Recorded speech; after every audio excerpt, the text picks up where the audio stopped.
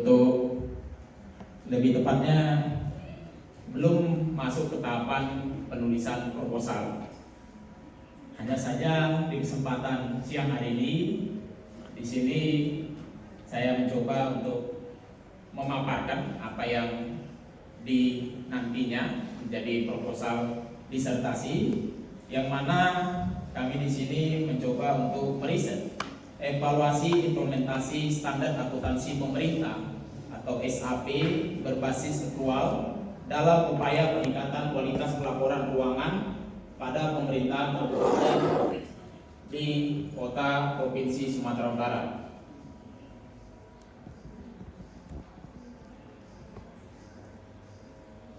Sebagaimana kita ketahui, di pemerintah akuntansi sangat berarti. Catatan finansial, data yang terangkai, debit dan kredit peran mereka, menjaga laporan agar selalu sejajar. Manfaatnya jelas, raja pun kenal. Ilmu akuntansi tak boleh dilupakan. Profit dan loss semua tercakup. Kesejahteraan masyarakat itu yang kita harapkan.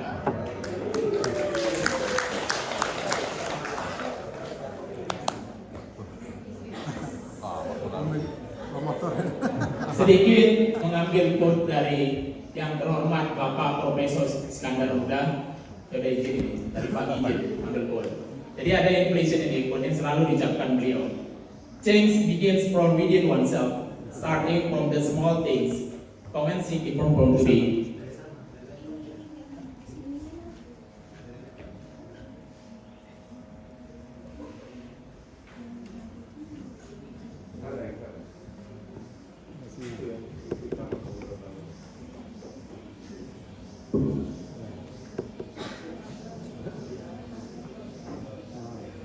Udah Pak. Ulang Pak. Change begins from within oneself, starting from smallest things.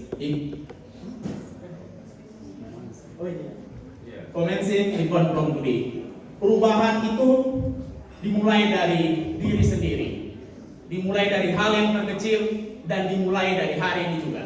Jadi evaluasi untuk penerapan SAP sistem akuntansi pemerintahan berbasis aktual, kami coba untuk quote-nya dari Pak Prof. Iskandar Muda. Motivasinya mesti dilakukan evaluasi mulai dari hari ini juga. Di sini ada 4 bab, ada 4 pembahasan yang akan kami paparkan. Yang pertama itu mengenai landasan teori dan literatur. Kemudian bab pertama itu pendahuluan. Bab yang kedua landasan teori dan literatur. Bab yang ketiga kerangka dan hipotesis penelitian. Bab keempat penelitian. Adapun di bab pertama pendahuluan mencakup mulai dari latar belakang, perumusan masalah, pertanyaan penelitian, tujuan penelitian, motivasi penelitian, kontribusi penelitian, ruang lingkup dan batasan penelitian, dan yang terakhir tentu saja novelty penelitian. Adapun yang menjadi latar belakang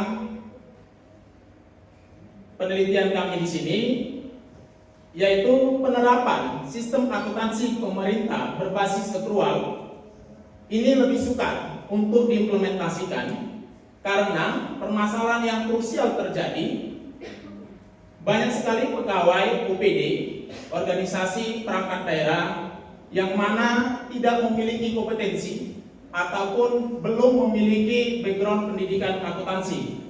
Hal ini yang menjadi permasalahan penerapan implementasi SAP berbasis aktual, khususnya saat ini di Provinsi Sumatera Utara.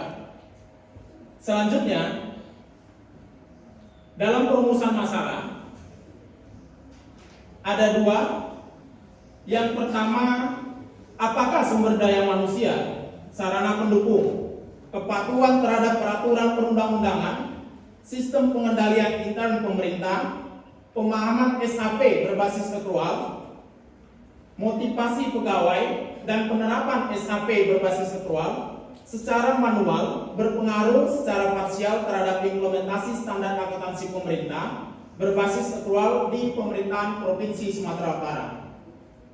Rumusan masalah yang kedua, apakah komitmen OPD, organisasi perangkat daerah, mampu memoderasi hubungan antara sumber daya manusia, sarana pendukung, kepatuhan terhadap peraturan perundang-undangan, sistem pengendalian internal pemerintah, pemahaman SAP berbasis aktual, motivasi pegawai, dan penerapan SAP berbasis aktual secara manual terhadap implementasi standar akuntansi pemerintah berbasis aktual di pemerintahan Provinsi Sumatera Utara.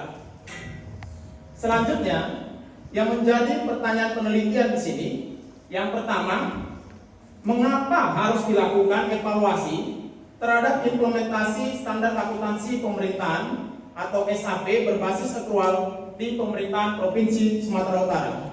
Pertanyaan penelitian yang berikutnya, bagaimana hasil evaluasi terhadap implementasi standar akuntansi pemerintahan SAP berbasis aktual di pemerintahan Provinsi Sumatera Utara?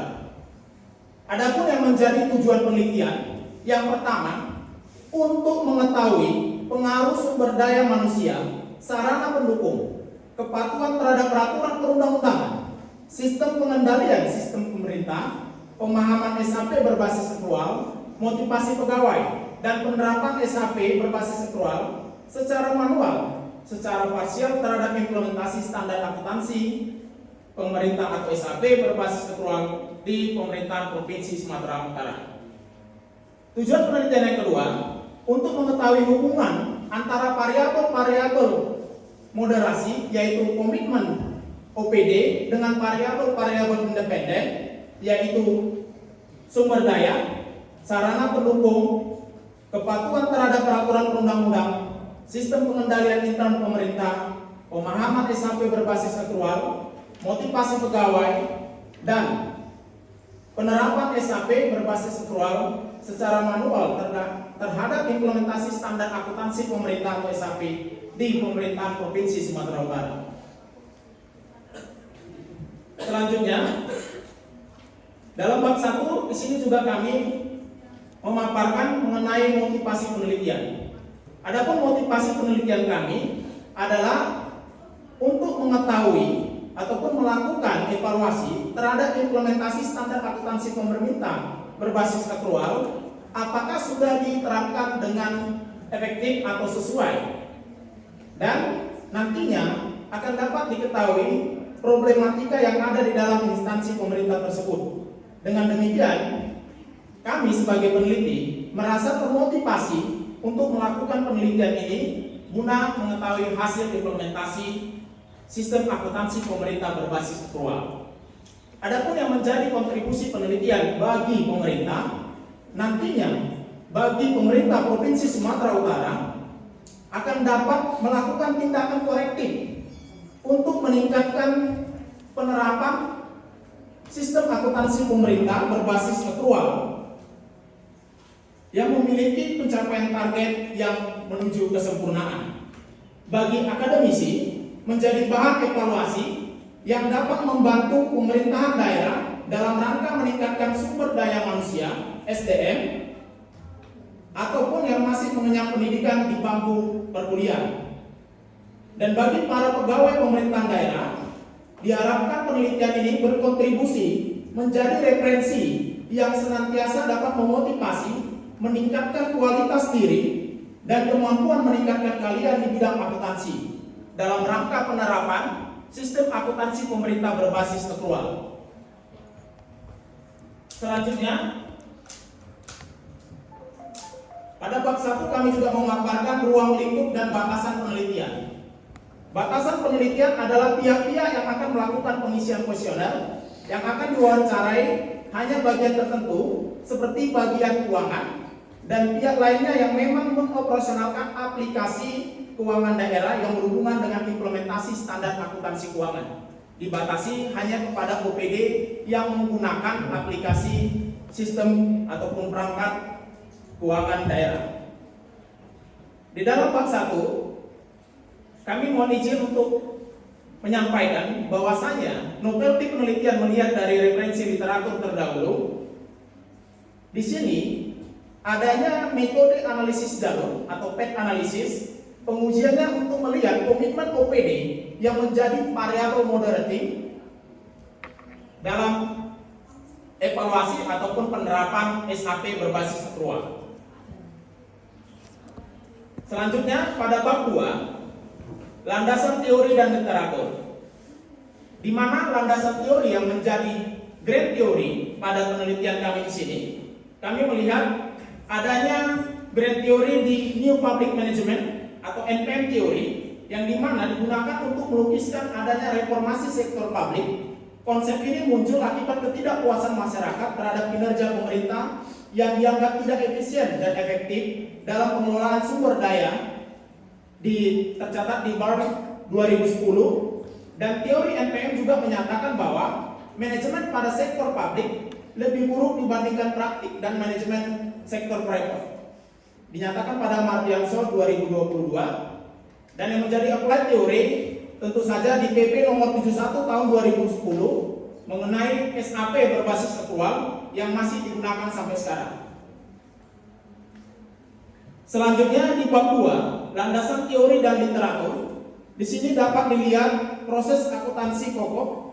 Ada di sana dapat dilihat gambar untuk keuangan entitas pelaporan, dan yang dimana pada tabel di sana dijelaskan bahwasanya menuju SAP akrual mesti ada SAP cash forward akrual. Jadi dari cash basis tidak langsung bisa menuju SAP akrual.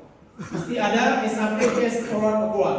Di mana yang pertama untuk laporan keuangan di SAP forward akrual kami lihat di sini perbedaan ataupun gapnya. Yang pertama di SAP cash forward untuk yang laporan terdapat di sana laporan realisasi anggaran atau LRA, neraca, laporan arus kas, catatan atas laporan keuangan. Sedangkan di SAP akrual yang menjadi perbedaannya di sana mulai dari laporan perubahan ekuitas dan catatan atas laporan keuangan. Selanjutnya ada juga perbedaan di sana gapnya mengenai pengakuan pendapatan. Pada saat di SAP cash flow akrual, kas diterima pada rekening KUND. Sedangkan di SAP akrual, pendapatan atau LO pada saat hak timbul atau adanya aliran daya ekonomi. Selanjutnya, ada poin yang ketiga yang menjadi gap di sana adalah pengakuan belanja. Di SAP cash flow akrual pada saat kas dikeluarkan dari rekening RKUND, sedangkan pada SAP akrual beban pada LO saat kewajiban timbul konsumsi aset atau penurunan manfaat. Dan yang kedua, di sana juga dilihat belanja pada LRA saat pembayaran kas keluar dari RKUND. Dan yang selanjutnya yang keempat, pada poin pengakuan penerimaan pembiayaan, di sana SAP cash flow akrual, pengakuan ataupun penerimaan biaya itu dilakukan pada saat kas diterima pada rekening KUND, sedangkan pada SAP akrual penerimaan pembiayaan disajikan dalam laporan realisasi anggaran atau LRA.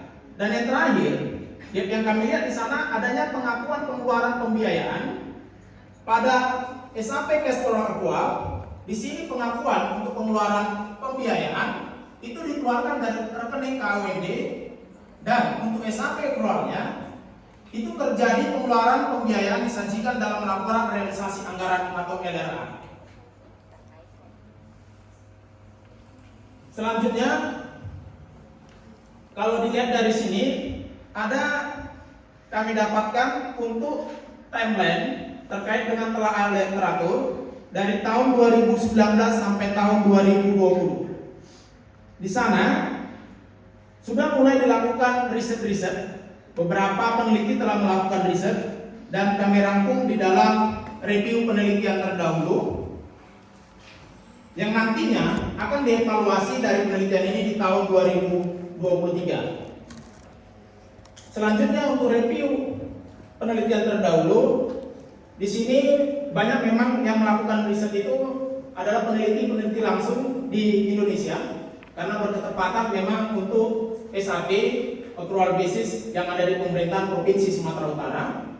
Secara umum, review penelitian terdahulu ini, hasil dari penelitiannya adalah menggambarkan sejauh mana komitmen OPD dalam mengembangkan kompetensinya untuk dapat mencapai implementasi sistem akuntansi pemerintah accrual yang lebih efektif dan sesuai dengan peruntukan sesuai dengan peraturan PP nomor 71 tahun 2010. Di sini ada dipaparkan sebanyak 9 poin-poin ataupun 9 referensi dari penelitian terdahulu.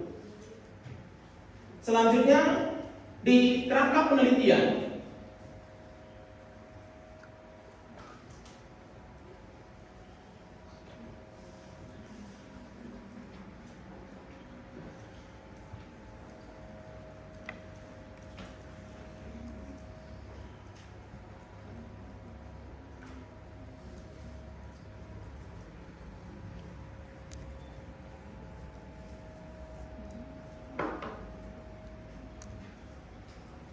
di sini di kerangka penelitian dapat dilihat bahwa variabel independen ada sebanyak 7.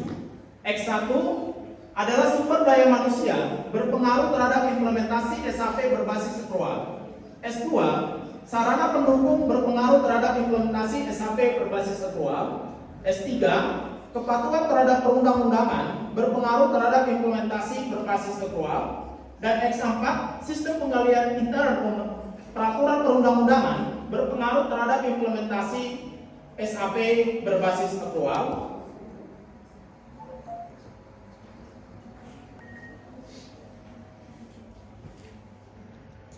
X3 kepatuhan terhadap peraturan perundang-undangan berpengaruh terhadap implementasi SAP berbasis accrual. Saya ulangi, S4 sistem pengendalian intern pemerintah berpengaruh terhadap implementasi SAP berbasis accrual. S5 pemahaman SAP berbasis accrual berpengaruh terhadap implementasi SAP berbasis accrual. Dan X5 motivasi pegawai